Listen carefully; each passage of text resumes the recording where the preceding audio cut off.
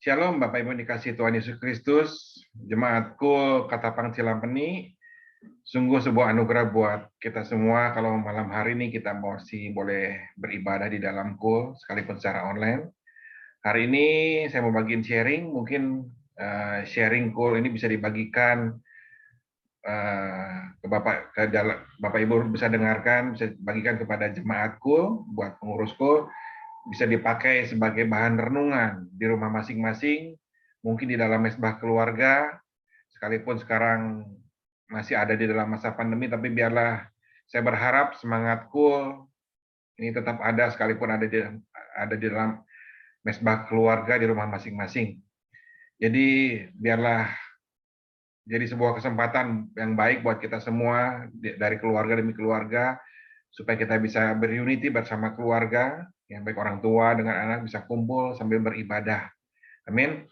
Bapak Ibu yang dikasih Tuhan, materi renunganku hari ini adalah temanya saya selalu siap. Ya, mari kita siapkan hati kita yang rindu dengar firman Tuhan. Kita siapkan hati kita masuk di dalam doa. Tuhan Yesus, terima kasih. Engkau Tuhan yang baik buat kami. Kalau malam hari ini kami boleh ada di dalam keadaan baik, apapun yang kami lalui dalam kehidupan kami percaya Engkau memberikan yang terbaik buat hidup kami. Berkati kami Tuhan, kalau kami mau mendengarkan firman Tuhan di dalam materi kul malam hari ini Bapa, urapi setiap anak-anakmu yang mendengarkan firman Tuhan, urapi hambamu yang menyampaikan isi hatimu. Biarlah apa yang disampaikan ini boleh mengubah kehidupan kami Bapa. Terima kasih Tuhan, terima kasih urapanmu turun buat setiap kami semua. Di dalam nama Tuhan Yesus, kami berucap syukur, haleluya, amin. Bapak Ibu dikasih Tuhan, bukan suatu kebetulan ya, hari ini rasanya tema kul hari ini berkaitan dengan tema kul minggu lalu. Tema kul minggu lalu bisa bertema terus berjaga-jaga. Minggu lalu dalam tema ini kita diingatkan untuk setiap kita sebagai anak-anak Tuhan untuk selalu berjaga-jaga di dalam hidup ini. Karena keselamatan yang kita terima ini, yang ketika kita percaya terima Tuhan sebagai Tuhan dan Juru Selamat, bukan berarti selamanya kita akan selamat. Artinya gini, apa yang keselamatan yang Tuhan beri ini harus kita pertahankan, ya. Karena bukan artinya sekali kita terima selamat seumur hidup kita pasti selamat. Saya selalu gambarkan bagaimana keselamatan ini digambarkan seperti ketika orang membeli tiket di dalam satu bioskop, ya. Ketika kita terima tiket, kita bayar tiket, ya. Sebelum bioskop itu dibuka, kita harus pegang tiket itu. Sampai apa? Jangan sampai kehilangan, karena ketika kita kehilangan tiket itu kita tetap sekalipun kita sudah beli, kita nggak bisa masuk. Demikian juga dengan keselamatan kita. Tuhan bilang bukan orang yang berseru-seru kepadaku Tuhan, Tuhan akan masuk ke dalam kerajaan Allah, tetapi orang yang melakukan kehendak Allah, itulah yang Tuhan akan terima masuk ke dalam kerajaan Allah. Bapak Ibu, hari ini di dalam temaku yang temanya saya selalu siap, ya. Kita sama-sama kembali diingatkan. Kita mau bahas renungan yang hampir sama dengan minggu lalu, ya. Karena kita harus siap, ya. Artinya kita bicara bagaimana kita bukan hanya bicara bagaimana ketika nama kita dipanggil bicara harus siap nih, tapi bicara mengenai bagaimana kita ini berjaga-jaga di dalam kehidupan. Karena saya percaya berjaga-jaga ini bukan satu pekerjaan yang pendek, tapi satu pekerjaan yang panjang. Dan ketika bagaimana saya harus siap ini bicara mengenai bagaimana kita mempersiapkan diri kita dalam mengisi kehidupan kita agar kita boleh menjadi orang yang siap, ya, di dalam Tuhan. Ketika Tuhan panggil kita jadi orang tetap kedapatan tetap namanya disebut di dalam buku kehidupan kita, ya. Firman Tuhan di dalam Lukas 12 ayat 35, firman Tuhan bilang seperti ini, hendaklah pinggangmu tetap berikat dan pelitamu tetap menyala, ya. Dalam firman Tuhan di dalam Lukas 12 ini perikopnya kalau nggak salah mengenai kewaspadaan, ya. Bicara mengenai menggambarkan seorang hamba, ya, bagaimana seorang hamba ini harus berikat, pinggangnya berikat dan pelitanya tetap menyala. Digambarkan seperti bagaimana seorang hamba yang ketika harus tetap bersiap. ketika tuannya pergi dan menyambut tuannya datang, ketika harus tuannya datang ini kita harus tetap ada di dalam keadaan yang siap. Ya.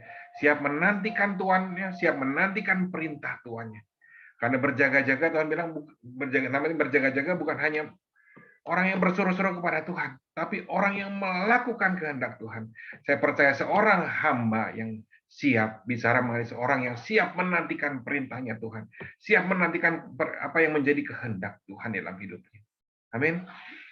Di dalam Lukas 12 ayat 47 ini diterusin ya, bicara mengenai seorang hamba yang ketika tuannya berangkat pergi, dan seorang hamba ini harus tetap berjaga. Ya. Ayat 47 di firman Tuhan bicara seperti ini. Adapun hamba yang tahu akan kehendak tuannya, tetapi yang tidak mengadakan persiapan atau tidak melakukan apa yang dikehendaki tuannya, ia akan menerima banyak pukulan. Bapak Ibu, di dalam perumpamaan ini digambarkan seorang hamba ya, tuan yang berangkat pergi ya.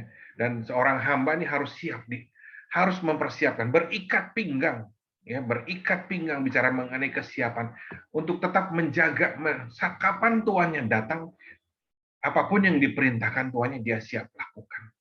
Dan firman Tuhan tadi mengatakan, jika adapun hamba yang tahu kehendak tuannya, ya, ini gambaran kita. Banyak kita tahu Tuhan kita adalah Kristus Tuhan, dan Kolose 3 ayat 24 ya, baca dulu. Kolose 3 ayat 24 firman Tuhan, kamu tahu bahwa dari Tuhanlah kamu akan menerima bagian yang ditentukan bagimu sebagai upah. Kristus adalah Tuhan dan kamu adalah hambanya. Bapak Ibu, kita sebagai anak-anak Tuhan, udah terima Tuhan sebagai Tuhan yang selamat, kita ada hamba. Ya. Dan kita menantikan Tuhan, dan sebagai hamba yang baik, sebagai hamba yang siap, akan selalu berikat pinggang. Ya. Dan firman Tuhan tadi di dalam ayat 47 dibilang, adapun hamba yang tahu akan kehendak tuannya, tetapi tidak mengadakan persiapan atau tidak melakukan apa yang dikehendaki tuannya, akan menerima banyak pukulan. Malam hari ini kita diingatkan, mungkin kita seperti ini. Ya. Banyak anak-anak Tuhan seperti ini, tahu kehendak Tuhan tetapi tidak melakukan. Ya. Jangan heran, kalau mungkin hari ini mungkin Tuhan ia akan menerima banyak pukulan. Jangan heran kalau mungkin kadang Tuhan mungkin pukul kita. Ya. Nah, saya percaya bukan berarti Tuhan menghajar kita, mengusir kita, tapi mungkin Tuhan mengingatkan kita supaya kita tetap menjadi hamba yang siap. Ya. Tuhan firman Tuhan dari Kristus adalah Tuhan dan kita adalah hambanya. Jadi sebagai hamba kita harus menjadi hamba yang siap. Hamba yang siap melakukan kehendak Tuhannya. Seorang hamba yang menyenangkan Tuhannya akan selalu, di firman Tuhan bilang, hamba yang menyenangkan Tuhannya adalah hamba yang siap melakukan kehendak Tuhannya. Apa yang Tuhan yang kehendaki. Bapak Ibu, malam hari ini kita mau belajar. Ya, kita mau belajar ada 3 hal, ya, tiga hal yang menjadi ciri. Ya. Saya percaya biarlah ciri ini boleh ada di dalam kehidupan kita sebagai orang percaya. Karena tadi firman Tuhan bilang, kalau kita tahu, tetapi kita tidak melakukan, tidak mengadakan persiapan, bahkan tidak melakukan kehendak Tuhan, ia akan menerima banyak pukulan. Malam hari ini biarlah kita sama-sama diingatkan, supaya Tuhan jangan sampai Tuhan kita pukul kita. Tuhan kita boleh tetap bangga akan Tuhan, akan hamba akan hambanya. Ya, hari ini kita ada 3 ciri. Ya. Apakah kita ini sebagai seorang hamba yang siap? Hamba yang siap memberikan yang terbaik buat tuannya, hamba yang menyenangkan tuannya, atau hamba yang malas. Karena dalam perumpamaan ini ada dua ciri, dua tipe, hamba yang siap dan hamba yang malas. Ya, hari ini ada 3 poin. Ya, biarlah lewat 3 poin ini kita bisa introspeksi diri. Apakah kita ini seorang hamba yang selalu siap, atau hamba yang mulai malas? Ya. Hal pertama ya. Seorang hamba yang siap. Ya, saya percaya kalau kita sebagai tuan, kita punya hamba, tentu kita juga merindu kita memiliki hal ini. Kita tahu mau anak buah kita memiliki hal yang seperti ini. Yang pertama apa? Seorang hamba yang siap adalah seorang hamba yang tidak pernah kehilangan semangatnya. Amin. Itu hal yang pertama. Saya nggak tahu Bapak Ibu, ya, mungkin keadaan hari ini saya nggak tahu. Mungkin Bapak Ibu ada yang merasa mungkin rasanya lelah, ya, karena masalah. Ya, kadang kita kehilangan semangat karena masalah, karena keadaan keluarga, atau karena sakit penyakit yang belum sembuh, atau karena masalah keluarga antara orang tua dan anak, dan banyak masalah sebagainya, masalah ekonomi. Tapi biar malam hari ini, ya, kita kita sama-sama diingatkan Tuhan, apapun problem hidup kita, janganlah sampai masalah ini yang kita alami ini membuat kita kehilangan semangat. Kita mulai kehilangan fokus kita. Jangan sampai segala masalah yang berat di dalam hidup kita membuat kita kehilangan fokus kita kepada Tuhan. Kita sampai lupa Tuhan. Akibatnya kita mulai kehilangan pengharapan kita, apalagi sampai meninggalkan Tuhan. Ya. Firman Tuhan mengingatkan, ya, kuatkan hatimu, jangan lemah. Ya, di 2 Tawarikh, ya. Jangan 2 Tawarikh 5 ayat 17. Kuatkan hatimu, jangan lemah karena ada upah bagi usahamu. Bapak Ibu lewat segala masalah yang Bapak Ibu alami, sakit penyakit, ekonomi, masalah keluarga, ya. Masalah apapun yang Bapak Ibu hadapi, jangan sampai kita kehilangan semangat. Ya. Jangan sampai kehilangan fokus kita kepada Tuhan. Jangan sampai kita kehilangan kekuatan kita. Karena Tuhan bilang, ketika kita berusaha dengan sungguh-sungguh, fokus kita kepada Tuhan, Tuhan bilang ada upah di balik segala sesuatunya. Bahkan di Amsal, di kitab Amsal ada firman Tuhan tertulis bilang, jika engkau tawar hati pada masa kesesakan, hati masa sulit, maka kecillah kekuatanmu. Ya, Tuhan bilang, ketika kita tawar hati, maka kecillah kekuatan kita. Ketika kita mulai kehilangan pengharapan, kecillah kekuatan kita. Artinya kita mudah dikalahkan. Iblis akan mudah menguasai hidup kita. Kita akan mudah kehilangan iman kita. Kita akan mudah kehilangan rasa percaya kita kepada Tuhan. Kita akan mudah kehilangan apa yang sudah Tuhan berikan buat kehidupan kita. Kebaikan, mujizat yang Tuhan memberikan akan kita rasanya akan cepat lupa, cepat hilang. Bahkan mungkin kita mulai meninggalkan iman kita. Kita mulai meninggalkan ibadah kita. Kita mulai meninggalkan baca kita kepada baca firman Tuhan kita. Bahkan tanpa disadari mungkin kita akan mulai meninggalkan pelayanan kita. Malam hari ini kita sama-sama diingatkan. Jangan hilang semangat kita. Ya. Pandang terus kepada Tuhan. Ingat Tuhan, kita Tuhan yang baik. Ya. Tuhan yang baik. Apapun masalah kita yang hadapi, kita percaya firman Tuhan di dalam Yeremia 29 ayat 11, rancangan Tuhan itu rancangan yang baik, ya. Bukan rancangan kecelakaan, tapi rancangan yang mendamaikan, mendatangkan damai sejahtera buat hidup kita. Amin. Ingat, apapun yang terjadi, jangan pernah meninggalkan Tuhan. Apapun yang terjadi, Tuhan tidak pernah meninggalkan anak-anaknya. Tetaplah berharap kepada Tuhan. Amin. Satu firman Tuhan, Amsal 23 ayat 11 bilang, karena masa depan sungguh ada dan harapanmu tidak akan hilang. Ya. Kalau Tuhan dulu pernah berbuat baik, bagaimana Tuhan menolong Bapak Ibu sampai hari ini, melewati masa sukar dalam kehidupan Bapak Ibu, maka Tuhan yang sama juga akan sanggup menolong Bapak Ibu ke depan. Jangan sampai kehilangan fokus kita kepada Tuhan. Jangan sampai kita kehilangan semangat kita kepada Tuhan. Amin. Itu hal yang pertama. Hamba yang baik nggak akan kehilangan semangatnya. Sekalipun Tuhannya pergi, tapi ia tetap percaya. Suatu saat Tuhannya datang, dan dia tetap bersiap-siap. Hal yang kedua, seorang hamba yang baik, tadi tetap semangat menantikan Tuhannya. Sekalipun hari ini Tuhannya rasa nggak ada. Hal yang kedua, hamba yang baik, dia akan melipat gandakan talentanya. Ya. Kenapa saya bilang Tuhan hamba yang baik melipat gandakan talentanya? Karena seorang yang hamba yang baik akan melakukan apa yang disenangi Tuhan. Ya. Tuhan kan pernah kasih perumpamaan di dalam Matius 25 bicara mengenai hamba yang diberi 5 talenta, 2 talenta, dan 1 talenta. Ya. Dan dikatakan di dalam perumpamaan itu, Tuhan itu menyenangi hamba yang bisa mengembangkan talentanya. Ya. Jadi seorang hamba yang baik pasti dia akan mengembangkan talentanya. Ya. Talenta bukan bicara apa yang tidak kita miliki, Bapak Ibu.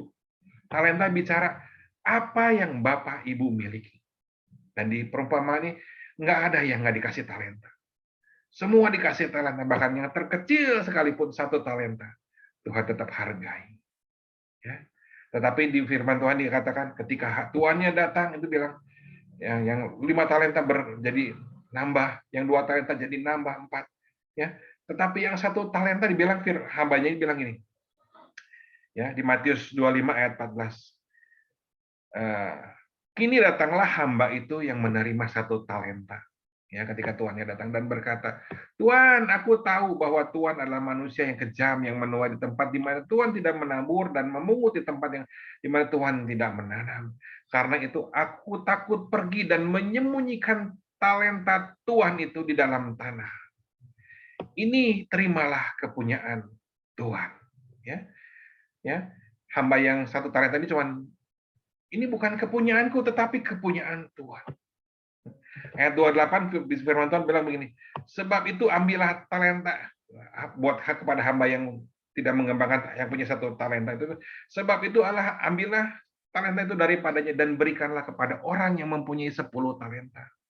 Karena setiap orang yang mempunyai akan diberi sehingga ia berkelimpahan. Tetapi siapa yang tidak mempunyai apapun juga daripadanya akan diambil daripadanya. Dan campakkanlah hamba yang tidak berguna ini ke dalam kegelapan yang paling gelap, di sana akan terdapat ratap dan ketak gigi. Hamba yang punya 1 talenta ini bilang, ini bukan punyaku, punya Tuhan. Maka firman Tuhan bilang, kepada orang yang tidak mempunyai, yang merasa tidak mempunyai, maka Tuhan juga gak akan ambil. Bahkan Tuhan akan campakkan hamba itu ke dalam kegelapan. Dan di sana akan terdapat ratap dan kertak gigi. Bapak Ibu, saya percaya setiap orang Tuhan kasih 1 talenta. Ya, apapun talenta itu, ya. Biarlah kita jangan jadi hamba yang malas. Ingat, Tuhan pasti kasih 1 talenta. Talenta itu milik Bapak Ibu, bukan milik Tuhan, bukan milik Tuhan. Sudah Tuhan berikan untuk boleh Bapak Ibu kembangkan. Ya. Talenta ini bukan buat orang lain, tapi buat diri kita. Tetapi ketika Tuhan tahu apa yang kita miliki tidak Tuhan kembangkan, buat apa? Buat pekerjaan Tuhan. Ya, apapun talenta yang Bapak Ibu miliki, mungkin kepandaian, mungkin keahlian, mungkin pekerjaan Bapak Ibu Saudara, mungkin materi Bapak Ibu Saudara. Tetapi ketika itu Bapak Ibu simpan hanya untuk diri kita sendiri, maka Tuhan akan bilang, jangan ada, karena Tuhan bilang, akan Tuhan campakkan, sehingga akan mendapat ratap dan kertak gigi. Bicara mengenai penyesalan. Jangan sampai apa yang Bapak Ibu, apa yang sudah Tuhan berikan buat Bapak Ibu, kepercayaan, kepandaian, ya, pelayanan, yang Tuhan kasih buat Bapak Ibu, Tuhan ambil. Dan kita akan menyesal ada ratap dan kertak gigi. Amin. Hal yang ketiga buat hamba yang baik, ya, tadi akan mengembangkan talenta yang miliki. Yang ketiga adalah hamba yang baik pasti melakukan apa yang biasanya Tuhannya lakukan, senangi Tuhan lakukan.